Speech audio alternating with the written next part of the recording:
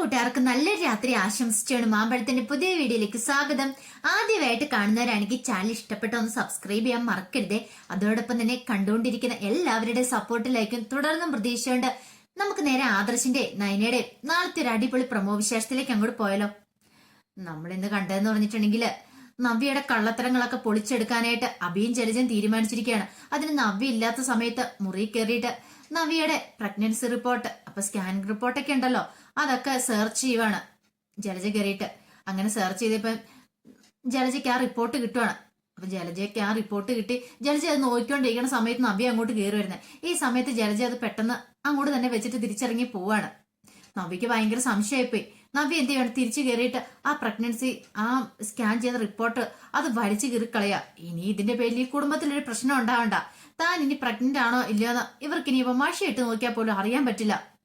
ആ ഒരു ചിന്തയായിരുന്നു നവ്യയുടെ ഉള്ളിലുണ്ടായിരുന്നേ. പിന്നീട് കാണിക്കുന്ന കനക നയനയുടെ അടുത്തേക്ക് വരണം. അപ്പൊ നയനയ്ക്കാണ് വല്ലാത്ത ടെൻഷനാ. ഈ വളകാപ്പ് ചടങ്ങ് അടുക്കും തോറും ഉള്ളിലൊരു ഭയം. ഇവിടെ അങ്ങ് ആരെങ്കിലും അറിഞ്ഞിട്ടുണ്ടെങ്കിൽ പിന്നെ എന്താ സംഭവിക്കുന്നത് പറയാൻ പറ്റില്ല. അതിന്റെ പേരിലായിരിക്കും ഇനിയിപ്പൊ അടുത്ത വഴക്കുണ്ടാകാൻ പോന്നെ. താൻ കള്ളത്തരം കാണിച്ചെന്ന് അറിഞ്ഞിട്ടുണ്ടെങ്കിൽ മുത്തശ്ശനും മുത്തശ്ശിക്കും ഒരിക്കലും ക്ഷമിക്കാൻ പറ്റുന്ന കാര്യമില്ല. അവർക്ക് തന്നെ അത്രയധികം വിശ്വാസമുണ്ട്. അതൊക്കെ ഓർത്തോണ്ടാ നയന ഡ്രസ്സും മടക്കിക്കൊണ്ടിരിക്കണേ. ഈ സമയത്ത് കനക അങ്ങോട്ട് കയറി വരുന്നേ. കനക വന്നിട്ട് ചോദിച്ചു, നയനമോളെ തിരക്കിലാണെന്ന് ചോദിക്കുക. അല്ലമ്മ ഞാൻ ഡ്രസ്സൊക്കെ മടക്കിക്കൊണ്ടിരിക്കുക. എന്താമ്മേ എന്താ വന്നേന്നൊക്കെ ചോദിക്കുന്നുണ്ട്. മോളെ വളകാപ്പ് ചടങ്ങ് വരുമല്ലേ, അപ്പൊ ഈ കല്യാണത്തിനൊന്നും കൊടുത്തില്ല, ഇതിനെങ്കിലും എന്തേലും കൊടുക്കണ്ടേന്ന് ചോദിക്കണം.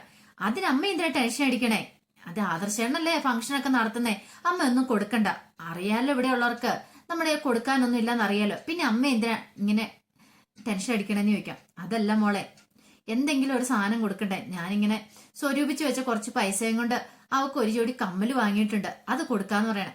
എന്തിനമ്മ ഇതിന്റെ ആവശ്യം? ഇതിന്റെ ആവശ്യമൊന്നും ഇല്ലാന്ന് പറയാ. നായരുടെ ഉള്ളിൽ ടെൻഷനാ. ഇല്ലാത്ത കുഞ്ഞിനെ വളകാപ്പ് ചടങ്ങ് നടക്കുന്നത്. ആ ഫംഗ്ഷന് വേണ്ടിയിട്ടാ അമ്മയൊക്കെ അത്രമാത്രം നവ്യേനെ വയറ്റിക്കളയുന്ന കുഞ്ഞിനെ കുറിച്ച് ചിന്തിക്കുന്നുണ്ട്. നവ്യേനെ വളകാപ്പ് ചടങ്ങ് കാരണം അവർ കുഞ്ഞിക്കാല് കാണാൻ വേണ്ടിയിട്ട് അത്രമാത്രം കാത്തിരിക്കുകയാണ്. അപ്പൊ അങ്ങനെയുള്ള അവരെയാണ് പറ്റിച്ചുകൊണ്ടിരിക്കുന്നത്. ദൈവം പോലും പൊറുക്കില്ല. ആ ഒരു ചിന്ത നയനയുടെ ഉള്ളിലുണ്ടാവുന്നുണ്ട്. നയനയുടെ മുഖം പെട്ടെന്ന് മാറിക്കഴിഞ്ഞപ്പോഴത്തേനും കനകി വെച്ച്, എന്ത് പറ്റുമോളെ, എന്താ നിന്റെ മുഖം വല്ലാതിരിക്കണ? ഒന്നുമില്ലമ്മേ. അമ്മേ, നമ്മള് ഒരു നല്ല കാര്യത്തിന് വേണ്ടിയിട്ട് കള്ളത്തരം പറഞ്ഞിട്ടുണ്ടെങ്കിൽ കുഴപ്പമുണ്ടോന്ന് ചോദിക്കാം. അതെന്താ മോളെ അങ്ങനെ പറഞ്ഞേ? അല്ലമ്മേ, ആർക്കും ദോഷമില്ലാതൊരു കള്ളത്തരം പറഞ്ഞേ നമ്മുടെ നിലനിൽപ്പിന് വേണ്ടിയിട്ട് ഒരു കള്ളത്തരം പറഞ്ഞിട്ടുണ്ടെങ്കിൽ ആ തെറ്റാണെന്ന് ചോദിക്കാം. ചെറിയ ചെറിയ കള്ളത്തരങ്ങളൊക്കെ പറയാത്ത ആരുണ്ട് മോളെ? എല്ലാരും കള്ളത്തരങ്ങളൊക്കെ പറയുന്ന. ഇപ്പൊ എന്ത് പറ്റും മോൾ ഇങ്ങനെയൊക്കെ ചോദിക്കാനായിട്ട്? എന്തെങ്കിലും പ്രശ്നമുണ്ടോ എനിക്ക്? ഒന്നുമില്ലമ്മേന്ന് പറയണേ. എന്തോ ഒരു പ്രശ്നമുണ്ട്. മോളുടെ മുഖം കണ്ടിട്ട് എനിക്ക് അത്ര പന്തിയായിട്ട് തോന്നില്ല. എന്താണെങ്കിലും അമ്മയോട് തുറന്നു പറ. നവ്യ ഇനി എന്തെങ്കിലും കുരുത്തക്കേട് എന്തെങ്കിലും കാണിച്ചോന്ന് നിൽക്കും. അങ്ങനെയൊന്നുമില്ല. ഇനി ആദർശമോ മോളോട് വഴക്കിട്ടോ. ഇനിയിപ്പോ വളകാപ്പ് ചടങ്ങിന്റെ എന്തെങ്കിലും കാര്യം പറഞ്ഞിട്ടേ അങ്ങനെ ഒന്നുമില്ലമ്മേ. ഈ സമയത്ത് മുത്തശ്ശി അവിടുന്ന് നയനെ വിളിക്കുന്നേ. അത് ഞാൻ ഇപ്പൊ വരാന്ന് പറഞ്ഞ് അങ്ങോട്ട് പോവാണ്. അപ്പൊ കനയ്ക്ക് സംശയം, ഇവിടെ എന്താ ഇങ്ങനെ, എന്തോ ഒരു പ്രശ്നമുണ്ടല്ലോ, മുഖം കണ്ടിട്ട് അത്ര പന്തിയായിട്ട് തോന്നില്ല എന്നൊക്കെ കനകയുടെ ഉള്ളിലുണ്ടാകുന്നുണ്ട്. പിന്നീട് കാണിക്കുന്ന ആദർശ മുറിയിലേക്ക് വരുവാ.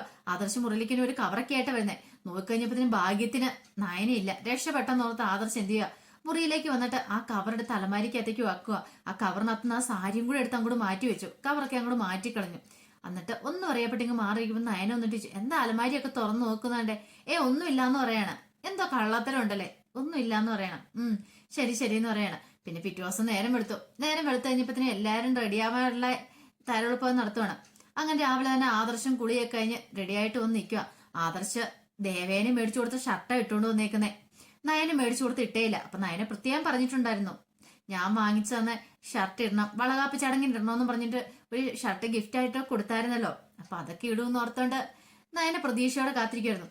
അങ്ങനെ നയനെ കുളിയൊക്കെ കഴിഞ്ഞ് വന്ന് കഴിഞ്ഞ് നോക്കിത്തേനും ആദർശ് വേറെ ഷർട്ട് ഇട്ടേക്കുന്നു. അപ്പൊ നയനയുടെ ഡ്രസ്സ് കണ്ടപ്പോ ചോദിച്ചു, നീ ഡ്രസ്സ് മാറുന്നില്ലേന്ന് ചോദിച്ചു. ഡ്രസ്സ് മാറണം, ഇനി വേണം മാറാനായിട്ട്. ബാത്റൂം എന്ന് മാറ്റണം, മൊത്തം നനയില്ലേ ആദർശേട്ടാ, അതുകൊണ്ട് റൂമിൽ ഒന്ന് മാറാൻ വന്നേ. അല്ല ആദർശാണ് ഇത് ഏതാ ഇട്ടേക്കുന്നത്? ഞാൻ വാങ്ങി തന്ന ഷർട്ട് എന്തേന്ന് ചോദിക്കുവാണ്. അതെന്തേന്ന് ചോദിക്കുവാണ്. അത് പിന്നെ അതെന്തോ ഞാൻ ഇവിടെ അലമാരിക്ക് എത്തല്ലാം നോക്കിയിട്ട് കണ്ടില്ലെന്ന് പറഞ്ഞിട്ട്, കണ്ടില്ലേ ഞാനിതിവിടെ വെച്ചാണല്ലോ. നയനെ പോയി നോക്കിയിട്ട് നയനേം കണ്ടില്ലത്. അപ്പൊ ആദർശ് അതെടുത്ത് മാറ്റിയായിരുന്നു. അപ്പൊ അതുകൊണ്ട് ഞാൻ ഇതങ്ങോട്ട് ഇട്ടെന്ന് പറയാണ്. അല്ല അപ്പൊ ഞാൻ ഏതാ കൊടുക്കുന്നേ? നിനക്കുള്ള സാരിയൊക്കെ ഇതിന് മാച്ചാന്നോ ഉണ്ടല്ലോ അതിനകത്തുനിന്ന്. പിന്നെ ഈ കളർ സാരി ഒന്നും എനിക്കില്ലാന്ന് പറയാണ്. ഒന്ന് പോ, ഞാൻ കെടുത്തരാന്ന് പറഞ്ഞ് ആദർശ് പോയിട്ട് എന്ത് ചെയ്യണം, ആദർശ് തലേദിവസം വാങ്ങിച്ചുകൊണ്ട് വെച്ച ആ സാരി അങ്ങോട്ട് എടുത്തങ്ങ് കൊടുക്കുവാണ്. ഇത് കണ്ടോ, ഈ സാരി അല്ലേന്ന് ചോദിച്ചോണ്ട്. ഇത് കണ്ടതും നയനെ നോക്കി, പുതിയ സാരി. അപ്പൊ ആദർശേട്ടൻ തനിക്ക് വാങ്ങിയത് തന്നെയാണിത്. ഓഹോ, അപ്പൊ അങ്ങനെയാണ്. അപ്പൊ നയൻ പറഞ്ഞു, എനിക്ക് ഈ കളറൊന്നും ഇഷ്ടമില്ല, എനിക്കിത് വേണ്ടാന്ന് പറയണം. അതെന്താ, നിനക്കിത് കൊടുത്താല് എന്റെ ഷർട്ടിനൊന്നും മാച്ചായിട്ടുള്ള അല്ലേന്ന് ചോദിക്കാണ്. വേണ്ട, എനിക്കിത് വേണ്ടാന്ന് പറയണം. എന്നാ ശരി, നിന്റെ ഇഷ്ടം എന്താ വെച്ചാൽ നീ ചെയ്യാൻ പറയണം. അത് എനിക്ക് ഡ്രസ്സ് മാറണം, അങ്ങ് പുറത്തേക്ക് ഇറങ്ങി നിൽക്കുമെന്ന് ചോദിക്കണം. ശരി ശരി എന്ന് പറഞ്ഞ് ആദർശം അങ്ങോട്ട് പുറത്തേക്ക് പോവാണ്. അപ്പൊ നയന ആ സാരി എടുത്ത് നോക്കുവാണ്. പിന്നീട് പുറത്തിറങ്ങി ഇങ്ങനെ നോക്കി ആദർശം ഇങ്ങനെ ഓരോന്നൊക്കെ ചിന്തിക്കുന്ന സമയത്താണ് കനക അങ്ങോട്ട് വരുന്നേ. കനക കണ്ടു ആദർശ് പുറത്ത്. ഇതെന്താ ആദർശ് മോൻ പുറത്ത് ഇങ്ങനെ നിൽക്കുന്ന ഇറങ്ങി? എന്താ വെച്ചു മോനെ, നയനമോള് വല്ല പ്രശ്നം ഉണ്ടാക്കിയോ? അതുകൊണ്ടാണോ പുറത്തിറങ്ങി നിൽക്കുന്നത്? ഒന്നുമില്ലാന്ന് പറയണ. അല്ല മോനെ, ഞാനൊരു കാര്യം പറഞ്ഞിട്ടുണ്ടെങ്കിൽ മോൻ എന്നോട് ദേഷ്യം വരുമെന്ന് ചോദിക്കാം. എന്താ അമ്മേ, എന്താണെന്ന് പറഞ്ഞോ? അതെ, ഇപ്പൊ നവ്യയുടെ വളകാപ്പ് ചടങ്ങാ. ഇനി എന്നാ നയനയുടെ വളകാപ്പ് ചടങ്ങ് ഇങ്ങനെ നടത്തുന്നേ? എനിക്ക് ഭയങ്കര ആഗ്രഹമുണ്ട് നിങ്ങളുടെ രണ്ടിന്റെ ഒരു കുഞ്ഞിനെ കൊഞ്ചിക്കണം എന്നുള്ള. അധികം വൈകാതെ തന്നെ നടക്കണം. കാരണം നിങ്ങളുടെ ആണുള്ള കല്യാണം ആദ്യം കഴിഞ്ഞേ, പക്ഷെ ഇതുവരെയായിട്ട് ഒരു വിശേഷമൊന്നും ഇല്ല. മുത്തശ്ശനും മുത്തശ്ശിയാണെങ്കിലും എപ്പോഴും പറയുന്നുണ്ട്. അതുകൊണ്ട് ആ ആഗ്രഹം സാധിച്ചു തരില്ലെന്ന് ചോദിക്കാണ്.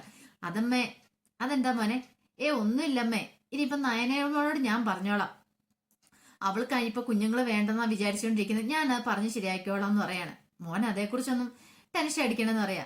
ആദർശനാണ് എന്ത് മറുപടി പറഞ്ഞില്ല, ആകെപ്പാടെ പെട്ടിരിക്കുക. താനും അവള് ഇതുവരെയായിട്ട് ഒന്നിച്ച് കഴിഞ്ഞിട്ടില്ല എന്നെങ്ങാനും അറിഞ്ഞിട്ടുണ്ടെങ്കിൽ അതോടുകൂടി തീർന്നു.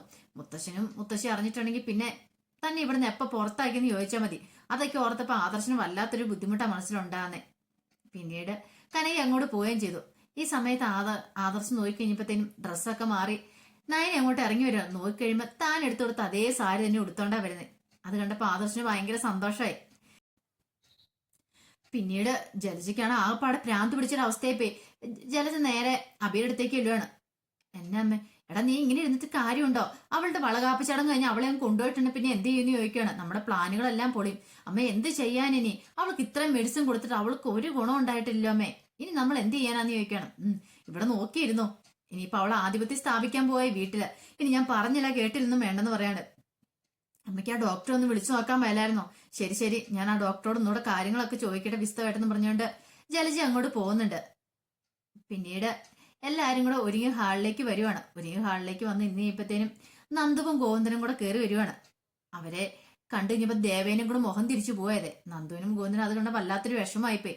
ഈ സമയത്ത് കനകി ഓടി വരും.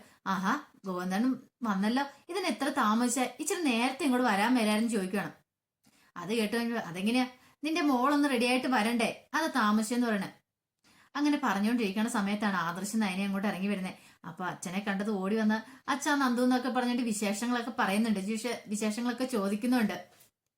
അപ്പൊ ആ ഇറങ്ങി വരവ് കണ്ടു കഴിഞ്ഞപ്പോഴത്തേനും ജലജ നോക്കി, ഏട്ടത്തി കൊള്ളാലോ, രണ്ടുപേരും ഒരേ കളർ ഡ്രസ്സൊക്കെ ഇട്ടാണ്ടാണല്ലോ വന്നേ. ആദർശിന് മാത്രല്ലേ ഏട്ടത്തി ഡ്രസ്സ് എടുത്തു കൊടുത്തുള്ളൂ. അപ്പൊ അതേ കളർ തന്നെ സാരി അവൻ മേടിച്ചോണ്ട് കൊടുത്തിട്ടുണ്ട്. അല്ല ഏട്ടത്തിയോട് പറഞ്ഞായിരുന്നു ചോദിക്കണം. പറഞ്ഞു കാണത്തില്ലല്ലേ, എനിക്ക് മനസ്സിലായി.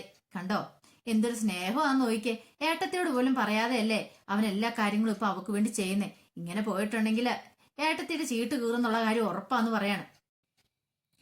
ഇതൊക്കെ കേട്ടിട്ട് ദേവയാനിയാണെങ്കിൽ കലി പൂണ്ട് ആദർശിനെ നയനെ നോക്കുവാണ്. അപ്പൊ ആ വിശേഷങ്ങളൊക്കെയാണ് നാളെ നമ്മൾ കാണാൻ പോകുന്നത്. അപ്പൊ ഇതിന്റെ ഫുൾ വിശേഷങ്ങളൊക്കെ നമുക്ക് എല്ലാവർക്കും കാത്തിരിക്കട്ടോ. അപ്പൊ നാളെ രാവിലെ തന്നെ ഇതിന്റെ ഫുൾ വിശേഷങ്ങളുമായിട്ട് വരും. അപ്പൊ എല്ലാരും മറക്കാതെ കയറി കാണണം കേട്ടോ. ഒരിക്കൽ കൂടി എല്ലാവർക്കും നല്ലൊരു രാത്രി ആശംസിച്ചാണ് നിർത്തുന്നു. നന്ദി.